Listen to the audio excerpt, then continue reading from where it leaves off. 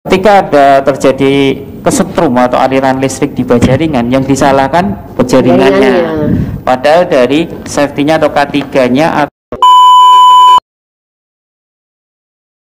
jadi K3 itu suatu syarat atau standar di area kerja. Jadi kita harus menjaga untuk kesehatan keselamatan kerja. Jadi itu faktornya juga banyak.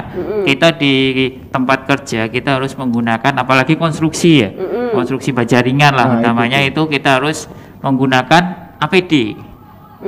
APD nah, lagi APD apa itu? Singkatannya. Nah, alat pelindung diri. Nah, jadi alat pelindung diri.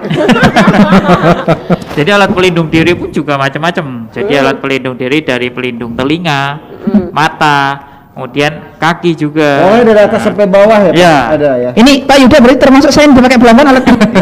Nah, ini enggak standar. Nah, jadi kalau standar nih kita di proyek udah ada ready nih. Tuh, helm toko saya satu. punya, tuh. Nah, kemudian Nah, ada ini lagi. harganya 100 mau beli. Nah, kita ketika kerja harus pakai kaos tangan juga nih. Oh iya iya. Nah, apalagi untuk pekerjaan di pengelasan ataupun di baja ringan. Penting. Nah, itu juga penting untuk kacamata karena ketika kita gunting takutnya serpiannya juga loncat ke kita. Nah, yang di proyek yang dia kejepit salah aja, bukan pakai kacamata, kaca spion.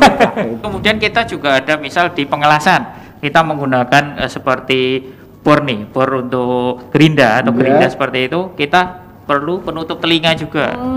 Terus kemudian juga kita pelindung untuk kaki itu kan sepatu. Kebanyakan kan ini nih. Baja tukang baja ringan dia naik pakai sendal atau enggak pakai alas langsung. Nah, ya.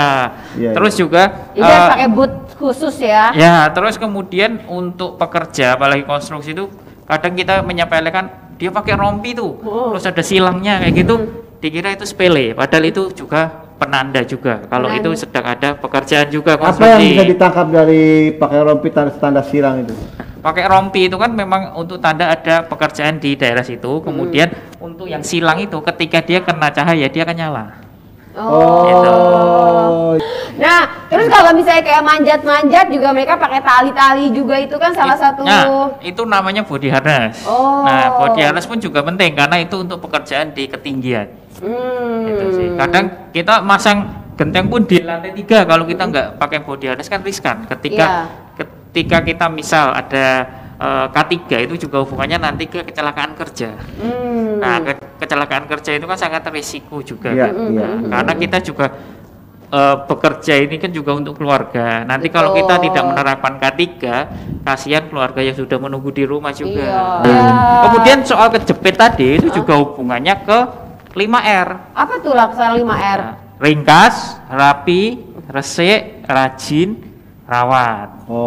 Nah, mana nih ceritanya teman-teman aplikator? Boleh dong bacain. Ada nggak yang cerita Om Blangkon? Dari Sambas. Dari Sambas, terima kasih sudah berkomentar ya. Teman saya kesetrum sampai meninggal saat motong baja ringan gara-gara ada kabel yang terkelupas. Aduh, turut berduka ya.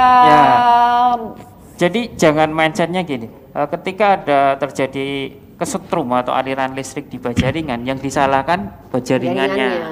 Padahal dari safety-nya atau K3-nya ataupun 5R-nya di tempat kerja itu sangat berpengaruh. Ketika sebenarnya banyak, ketika dia benerin plafon, dia naik ke atas, dia kesetrum baja ringan juga kan. Nah, yang disalahkan di baja ringannya. Jadi jangan sampai seperti itu. Jadi memang harus di telusuri faktor ada listriknya yang enggak gitu. Apakah ada kabel yang terkelupas yang menempel ya kan? Karena sebenarnya baja ringan nggak mengandung setrum. Kalau kita pegang sekarang gini baik-baik aja. Ada. Cuman dia tetap menjadi pengganti. Iya, maksudnya berarti kan ada yang mengenai baja ringannya ya. Untuk season ini hadiahnya apa sih? Tahun lalu kan kita umroh dan juga rumah. Masih ada umroh dan rumah juga. Jadi buat sobat yang kemarin sedih nggak kebagian umroh, masih ada kesempatan. Nggak kebagian domus, sekarang lebih semangat lagi dong ikannya. Oke, selanjutnya. Dari semuanya kesimpulannya kira-kira apa Mas yang harus diperhatikan banget oleh para pekerja? Nah, jadi K3 itu yang penting satu APD sama 5R. Jadi ringkas, rapi, resik, rawat, rajin di tempat kerja itu. Ya, itu yang perlu diperhatikan betul-betul. Jadi bukan hanya K3 aja, tapi harus dibarengi dengan 5R tadi ya. Aku boleh nambahin mungkin mandi ya. Bersama lagi Sobat Cimantan di Onet Asyik Metamen Cimantan.